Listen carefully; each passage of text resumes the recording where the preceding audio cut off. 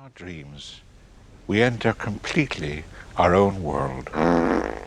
You know, it's completely our own world, and we like to swim in the deepest waters and fly. They had put a fart machine into my sleeping bag. This hall echoes. Yeah, and Michael Gambon had actually been pressing it during the take, I found out.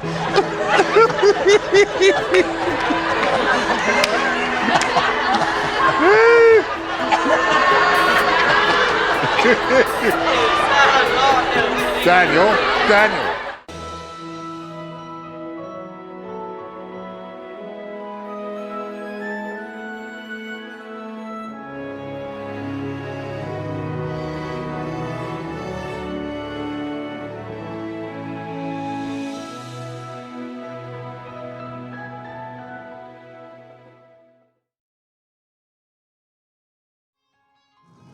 Professor Lupin. Very good, very good. I'd say the red. I tried to talk to my friends about, what did you do today? Oh yeah, I was chased by a werewolf. Yeah. So it feels like the only people you can talk to about this kind of surreal thing that's happening to you is you guys. Yeah, I really remember filming The Devil's Snare. that was really fun because I did that stunt. That was scary. I remember that too. I was so jealous. I was so jealous. I assumed that if Rupert he got strapped on a massive harness and let down from leaves and ceiling, I assumed I'd get to do it, and I didn't. Whoa. I know, I was incredibly disappointed, and from that moment on, I didn't want to grumble against you. It was quite fun. It was scary as well because we were jumping from basically a scaffold up there. Yeah, I was quite young as well, so I wasn't really used to falling like flashing before your eyes. Yeah. I was worried about wetting myself on the way down. That would have been quite embarrassing. Moving swiftly on. My favourite scene from the first film was the Petrificus Totalis. I had to fall flat straight down. And they brought in one of those old mats used to use PE, and so I had to fall onto this. And I was doing it, I wasn't putting my arms out, I was falling back. But I don't know, some kind of reflex, my legs had bounced up, and it kept happening every time my legs bounced up. And so I think what they had to do in the end was, I fall, I get to about there, and then it cuts, and the stunt guy takes over. In the first film, I remember the hardest scene for me to do was the troll scene because those stunts, climbing under those lockers, and every time I went on, bang, bang, bang, all the way down. But no, it was. Yeah, but it looked amazing. Well, it was hard. Yeah. It was great fun, and it was good to see at the end. It was one of those things that when I saw it, I was like, yeah, that's really good. It looks good. That's the thing about filming on Pod. I mean, it's the classic example was Buckbeak in the third film. Was this kind of mechanical ball thing, and I would just sit on it and sort of rock backwards and forwards in a faintly embarrassing at the time way. And then you see the film, and it looks brilliant. Have you had much to do with the special effects in the film? I tell you something that I really hate. Some of the ghosts, like Nearly Headless Nick. Hello! You're supposed to be talking to them, but they're not going to be there because they're going to be put in by computer. And you're talking to nothing. It's very weird. It's very hard. We've had some crazy things fill in for whatever the creature's supposed to be. Sticks, tennis balls, numbers. It's different every time. So we have to be quite careful though, because sometimes, if someone's waving a broom at you that's meant to be a snake or something, it gets a bit absurd and then you just start laughing and you can't really take it seriously. One of the great things about casting young kids or having young kids is that they have a great imagination, and they may have been fighting battles, but it wasn't there in person. But they dealt with that with a plume. I mean, they never even questioned it. Swoop, 1, 2, up! Maybe that's because that's all they knew from growing up on these film sets. Can you tell me how much each of you grew from the time filming started? How much taller are you now than the filming started? Emma, have you any idea? I have a very good idea, actually.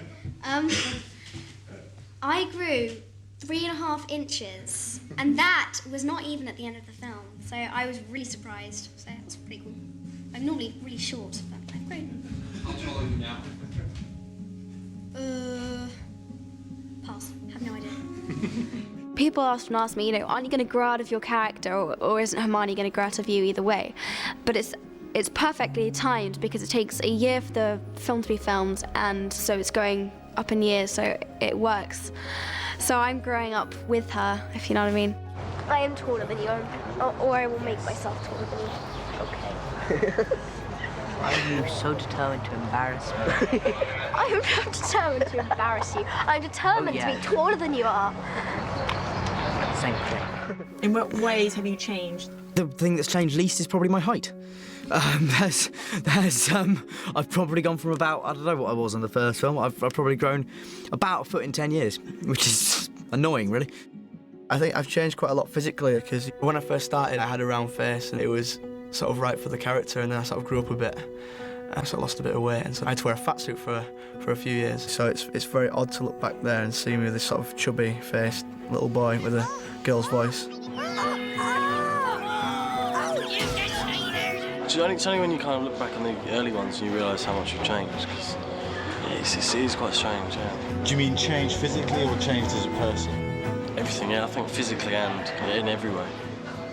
What was interesting to watch was before your very eyes, they're all getting a bit taller, all variously dealing with whatever, pimples and homework and all of that, and they were growing as young artists and young performers, and you could see them acquiring knowledge as they went. Good one, good performance, Ruth. Good one, Dance. And Emma, great performance. When we heard Chris wasn't going to come back for the third, it was quite sad because we really got to know him. It was obviously the first director I'd ever worked with. Don't go. I must. It was quite scary to think who would be coming along to replace him. Harry! Yeah, we need it. Yeah, okay, shut up. Yeah, no, Alfonso was great though. He was really sort of energetic and he was crazy. So we really liked him for that. Go for it. Yeah. Cool. I got these actors in their turning point. They were turning 13. So they start getting conscious and aware of becoming actors. And they start taking their craft seriously.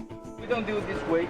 I don't think that Rupert has much to play at the We started looking deeper into the characters really and got more involved in that kind of thing. I asked them to write an essay about the backstories of each one of their characters. We just did what our characters would do. Emma just came in with reams and reams of paper, just about 23 sheets in the end, and I came in with one side of A4, and Rupert did nothing. And I said, Rupert, you're not taking this seriously. You have to deliver your essay. And he says, no, I'm taking this seriously, but Ron wouldn't deliver his essay. I said, okay, you nail it. That's your character. You're going to see footprints leading to that rock. Yeah? Why is that? Because he walked to that rock.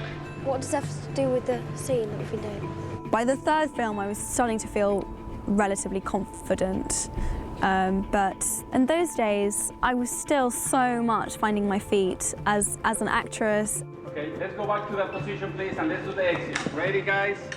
How have you changed as an actor? I think I'm a lot more... I think I know what I'm doing slightly more than when I did in the first film. Slightly. What you did, that is better. At the beginning, Daniel was so insecure. And he was so excited about working with Gary. And he was just observing him all the time. I think I'm doing everything wrong. Look at this guy. He says, hey, stop observing. Just be yourself. You know, see, like Gary, in a way, he's just concerned about how he's delivering and how he's listening to you. But you're innocent. And you know it. And that'll do. And I think that was the point in which Daniel started approaching acting in a different way. That's very good. You know what it is? Because I was almost unconscious. For me, it was a big step forward with him, because on 3 I went, okay, yeah, this is what I want to do. I want to be an actor.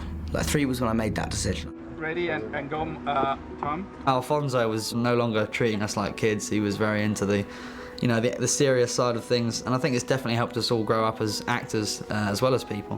When you say, hey, you ugly brute, maybe turn back to your past life. You know what I mean? He's great with young people, and we have quite similar temperaments, I think. He really engaged with me, and I felt very lucky to have that. So that was an amazing experience. Mike Newell I loved because he was such a big personality.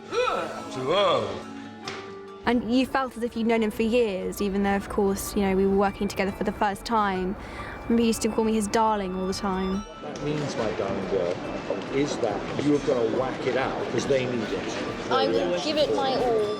Mike really engaged them, and he understood that they had lived with their characters for longer than he had, and he encouraged them to bring that up. Are you all clear about what you're doing?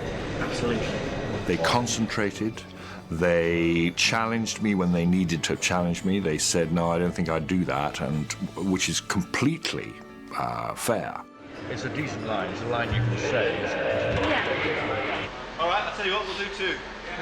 I think David was quite a shock for all of us after Alfonso and Mike, who were so loud. Very good. One final one. David is very much about everything being real and finding truth. He's trying to be a decent boy. Yeah. Can I just say one thing, though? Yeah, The please only do. thing is that if Rupert comes up to Hermione and is like, genuinely, I'm not going to hurt you, I'm going to go easy on you, and Hermione blasts him to pieces, what sort of person does that make her? Well, except his. Horrible. Yeah, you're right. You're right. I don't want to do that. That would be terrible. If I love the fact that they're curious and ambitious, and that they challenge sometimes what they should be doing. And they're funny as well. They've all got a great sense of humour, actually. Rupert finds everything funny. And action. You just shut your mouth. I do. Just shut your mouth. Has anyone else got a problem with Harry?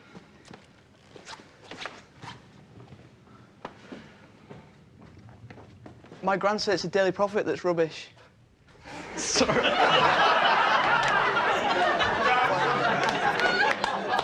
Rupert is the worst for laughing. He does it all the time, and you'll ask him, what were you laughing at? And he goes, I don't know. If you just look at him, he laughs. And he just laughs all the time. You can't stop him once he starts. And apparently he's done that since day one.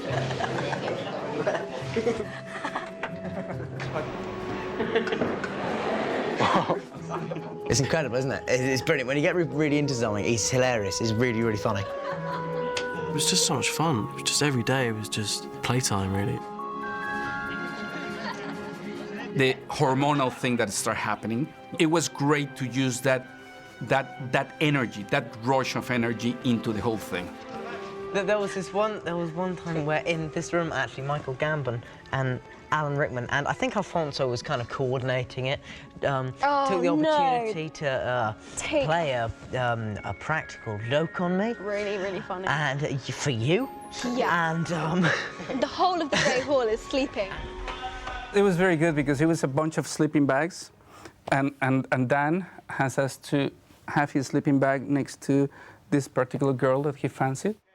Action! For now, let them sleep. we've just done a take, right? We've just finished a take, and it's taken ages to get it. In our dreams, we enter completely our own world. You know, it's completely our own world, and we like to swim in the deepest waters and fly. They had put a fart machine into my sleeping bag. This hall echoes. And Michael Gambon had actually been pressing it during the take, I found out.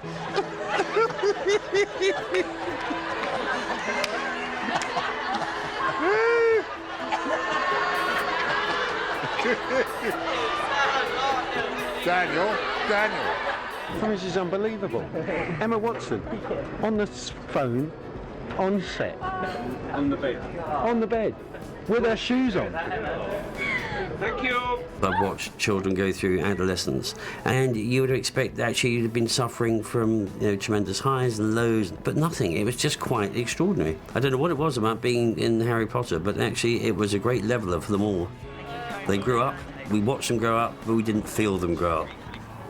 But I'm sure there were one or two little upsets. How do you feel about the world watching you grow up through your awkward teenage years? Yeah, that's kind of strange. I mean, that's very fortunate, because in the fourth film, I think it was, there was a scene from Draco where he gets turned into the ferret.